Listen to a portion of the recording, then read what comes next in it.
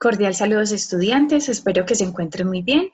Nos encontramos entonces abarcando las temáticas de la segunda unidad de esta asignatura Análisis Financiero. Nos encontramos entonces con todos los aspectos referentes a la rentabilidad. Ya vamos a ver algunos indicadores puntualmente con respecto a eso. Tenemos entonces que el análisis de rentabilidad o la rentabilidad es una medida de eficiencia del uso de los recursos, ¿sí? Es un análisis de largo plazo. Como bien veíamos en la unidad anterior, en términos de la liquidez, todos los aspectos de liquidez están determinados para el corto plazo, mientras que los de rentabilidad están hacia el largo, ¿cierto? Tenemos entonces unos activos puntualmente donde nos indican la rentabilidad del activo, pero si bien podemos ver acá, tenemos rentabilidad del activo antes de intereses e impuestos, antes de impuestos y rentabilidad del activo neto, ya en términos de qué, de la utilidad neta como tal. Entonces, si bien vemos cada una, está representado sobre una parte de los activos con respecto a la primera, que son los operativos, o sea, a corto plazo, y las otras con respecto a activos totales, pero cada una también dependiendo del tipo de utilidad que estemos utilizando, ¿cierto? Ojo, obviamente, pues digamos la más representativa, ¿cuál será la última, cierto? La rentabilidad del total de mi activo. Pero si yo quiero ir más allá de lo que pasa con mis datos, pues me devuelvo a estas dos anteriores. Tenemos también rentabilidad del patrimonio, pasa también lo mismo en términos de las utilidades. Tenemos rentabilidad del patrimonio antes de impuestos sobre el total de patrimonio y rentabilidad neto del patrimonio, utilidad neta sobre el total de patrimonio, ¿cierto? Pasa exactamente lo mismo. ¿Cuál será más relevante? Esta última, sin embargo, si yo quiero saber en las otras utilidades qué pasa, me devuelvo a la anterior. Sí, este concepto es bien interesante y son los árboles de rentabilidad donde decimos, bueno, ¿qué pasa en términos de la rentabilidad que estoy obteniendo y a partir de qué, ¿cierto? Por eso es que acá tenemos utilidad de activos, entonces utilidad de ventas y utilidad de activos. Ojo, porque hay dos cosas pues como particulares a tener en cuenta y es que pues obviamente uno obtiene rentabilidad o las empresas obtienen rentabilidad a partir pues de sus márgenes de ganancia, ¿cierto? Y pues de vender sus productos o servicios. Pero también por este lado, cuando hablamos venta de activos, entonces cuando la organización pues tiene una óptima estructura como tal en términos de sus activos o en algún momento determinado también pues sale de alguno o de algún proceso, entonces sale de maquinaria de equipos y eso en algún momento pues se obtiene una rentabilidad particular en un periodo determinado. Por eso tenemos entonces ventas, costo de la mercancía vendida, gastos de operación, financieros, otros ingresos y este al final es impuestos para obtener una utilidad neta al final, ¿cierto? Mientras que en activos tenemos ventas de activos, activos corrientes, propiedad, planta de equipo y otros activos y lo que se puede obtener. Sí, en esos otros activos pueden ser intangibles, bonos, acciones, por allá el Hot Wheels, ¿cierto? Entonces hay cosas también muy interesantes en este aspecto. En este análisis de rentabilidad también hay unos márgenes puntualmente muy importantes. Miren que estos también están representados o reflejados a partir de cada una de mis utilidades y el denominador será que las ventas. Entonces tenemos margen bruto, utilidad bruta sobre ventas, margen operativo, utilidad operativa sobre las ventas. Miren, casi todos estos son a partir de mi estado de resultados, margen antes de impuesto, utilidad antes de impuestos sobre ventas, margen neto, utilidad neta sobre las ventas, margen de contribución, contribución marginal sobre las ventas y margen evita, evita sobre ventas. Ahorita vamos a ver que se están bien. Es importante ver estas primeras cuatro y de hecho hacerlas para poder identificar, digamos, en cada una de esas utilidades qué está pasando y cuánta margen estoy dejando, por así decirlo, de ganar entre cada una de esas. A veces cuando estamos en la margen antes de impuestos y en el margen neto, la diferencia es mucha y ahí nos damos cuenta que es que resulta que a la empresa se le está yendo mucho dinero en términos de impuestos.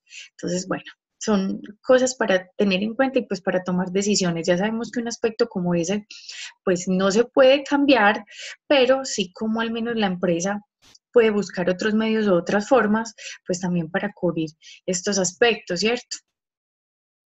Tenemos, ya llegamos entonces al EBITDA, tenemos que es la utilidad operacional de caja o en efectivo, es decir, la utilidad que genera un negocio en el desarrollo de su actividad principal, sin considerar las partidas estimadas como depreciaciones y amortizaciones. Que tenemos para nuestro caso, se debe considerar además las provisiones.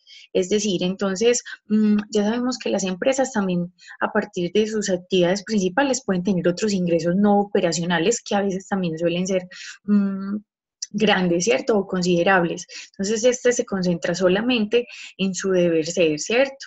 Y no, digamos, en estos aspectos de depreciaciones y amortizaciones, porque, digamos, las depreciaciones no aportan una salida real de dinero como tal en un periodo determinado y las amortizaciones sí, pero en términos de intereses o aspectos financieros como tal. Tenemos entonces el objetivo del EBITDA no es el de medir la liquidez generada por la empresa, ya que aunque este indicador deduce de su cálculo las provisiones y amortizaciones, no incluye otras salidas de tesorería como pagos financieros, tanto por intereses, por la devolución principal de préstamos o ventas y compras que aún no se han hecho efectivas, casi que por lo de mi periodo, ¿cierto? Por eso acá tenemos dos procedimientos puntualmente. El primero son ingresos operacionales menos costos operativos efectivos y gastos operativos efectivos. ¿Qué me dices? Es el procedimiento más acertado, pero presenta una gran limitación para personas externas, ya que no dispone de información necesaria para calcularlo, o puede ser de la real. Ya sabemos que las empresas publican sus estados financieros, pero pueden que al menos en estos aspectos, pues puede que no sea tan real la información. Y tenemos este segundo procedimiento donde tenemos utilidad operacional. Miren que este es como al revés, utilidad operacional más gasto, costo de depreciación más gasto, costo, amortización. Sin embargo, este presenta facilidades en su cálculo, pero no muestra realidad sobre la utilidad operacional de caja de la empresa. Entonces, miren que tanto el uno como el otro necesita ajustes, ojo, siempre y cuando nosotros seamos externos. Si no somos externos, pues el procedimiento uno es el más acertado pues, para hacer. Tenemos como destinaciones del EBITDA en términos del flujo de caja primario. Entonces, para impuestos, inversión operativa, entonces aumento de capital de trabajo neto operativo, inversiones en activos no corrientes operativos. Ya sabemos que esos no corrientes serán entonces de largo plazo, servicio a la deuda en términos de intereses y abono de capital y decisiones de socios en términos de dividendos e inversión de activos no operativos. Esos también ojo, no tanto como los anteriores que serán no corrientes, pero sí operativos. Estos sí pueden ser en acciones, bonos, en cosas sí externas como tal, al deber ser de la organización, ¿cierto? Bueno, venimos a este también muy importante, que es el valor económico agregado. Se podría traducir, como les acabo de decir, valor económico añadido o agregado, un modelo que cuantifica la creación de valor que se ha producido en una empresa durante un periodo determinado. Este que me dice se puede definir en sus términos más exactos como la diferencia entre la utilidad operativa que una empresa obtiene y la mínima que debería obtener, es decir, como el proceso normal como tal de la organización. ¿Qué tenemos? Esta es una medida de valor agregado de un periodo dado y lo importante es que este valor aumente periodo tras periodo y es decir, crecer como tal en los periodos determinados. Tiene unas implicaciones puntuales donde dicen implementar un modelo de gestión basado en el valor. Yo creo que lo mencionábamos en el tema anterior y es entonces esa gestión basada en el valor donde no solamente el valor se vea reflejado en términos de la rentabilidad final de la empresa, sino en todo el proceso como tal productivo, es decir, se vea desde los empleados, desde los procesos, obviamente desde los productos o servicios entregados a los clientes, que si los clientes están felices, entonces con esos productos o servicios siguen comprando y pues eso a su vez se ve reflejado obviamente en el rendimiento financiero, pues es decir, en las ventas y finalmente en el rendimiento financiero. Entonces, es importante tener esto en cuenta. Calcular el valor generado por la empresa, entonces recordemos que ese valor pues estará reflejado obviamente en el rendimiento, pero ojalá también se vea reflejado en el resto de la organización. Aportar elementos para toma de decisiones, dirección estratégica, miren todos los elementos que, digamos, involucra esta generación de valor.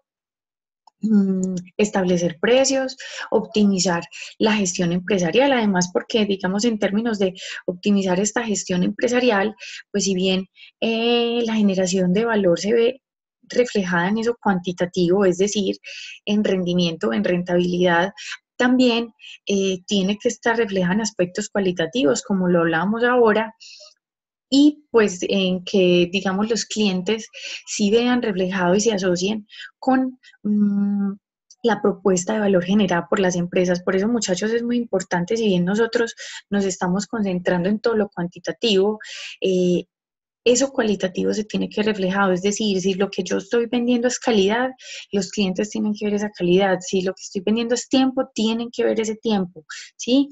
Para que estén dispuestos, pues obviamente, a pagar por ello y que eso también se vea reflejado en mi rendimiento, ¿sí? Valorar la empresa. Este es muy importante en ciertos momentos, más que todo cuando, digamos, una empresa va a venderse, por eso este valor económico agregado, pues está muy inmerso en ese tipo de aspectos. Y motivar a los empleados a través de incentivos. Miren que aquí volvemos a mencionarlo, por eso tenemos entonces gestión basada en el valor o gerencia de valor. Sí, que se vea reflejado por los procesos.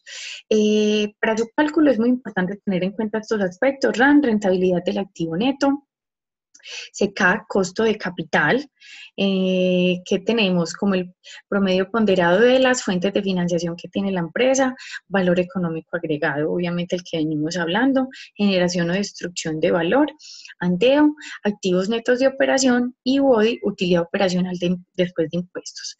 Por eso acá tenemos entonces como cálculo para este EVA, entonces el remanente que generan los activos cuando rinden por encima del costo de capital. Entonces tenemos que eleva, entonces es igual, perdón, a lo que teníamos acá, activos netos de operación, ¿cierto? Por RAN menos el costo de capital, ¿cierto? Que también se puede hacer de la siguiente manera. Entonces, andeo por RAN menos andeo por el costo de capital, por hacerlo de una mejor manera. Acá, entonces, tendríamos, sí, digamos, despejando la fórmula, tenemos que el RAN igual a utilidad operacional después de impuestos sobre el andeo. Entonces, se reemplazarían ambos para que al final tengamos entonces el EVA igual a UODI menos andeo por el costo de capital, ¿sí? Ojo, finalmente esto, yo sé que es un poquito complejo, pero en la videoconferencia que hagamos, bueno, el encuentro sincrónico, entonces vamos a hacer ejercicios donde pues podamos aplicar todas estas formulitas, ¿listo? Bueno, entonces, digamos, el abrebocas general para esta unidad, espero sea de su agrado, no sea tan complejo, ya saben que cualquier duda o inquietud me pueden contactar a través de la plataforma y el correo. Bueno, feliz día para todos.